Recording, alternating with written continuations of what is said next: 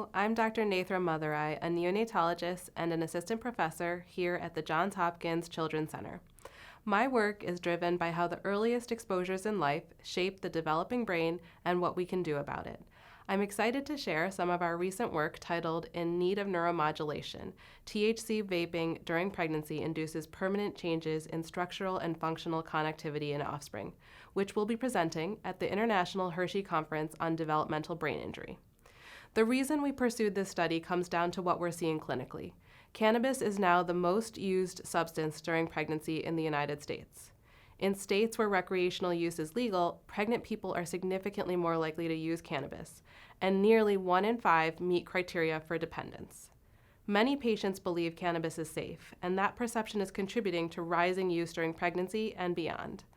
But THC crosses the placenta easily, it crosses the fetal blood-brain barrier, and we have very limited data on what it actually does to the developing brain, both in the short and the long term. That gap is what we set out to address. Working closely with Dr. Lauren Jancy, whose lab has been at the forefront of understanding perinatal brain injury, we collaborated with Dr. Elise Wirtz and Dr. Cassie Moore in the Department of Psychiatry in the Division of Behavioral Biology and Behavioral Pharmacology Research Unit. Together, using their preclinical model of real-world exposure, we studied the impacts of vaporized THC throughout gestation and into the early postnatal period. Using this preclinical approach, we then followed offspring into adulthood. What we found was striking. Exposure to THC before birth caused persistent hyperactive behavior and motor impairments that didn't resolve with time. Imaging revealed disrupted white matter development and widespread hyperconnectivity across multiple brain networks responsible for attention and cognitive flexibility.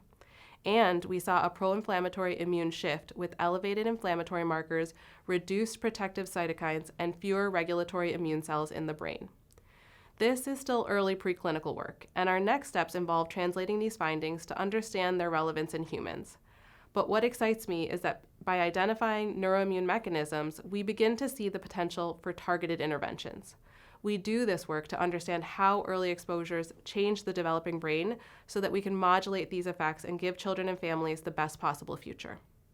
I want to close by expressing my deep gratitude to Dr. Jancy, Dr. Wirtz, and Dr. Moore, and the entire team whose tireless dedication made this work possible.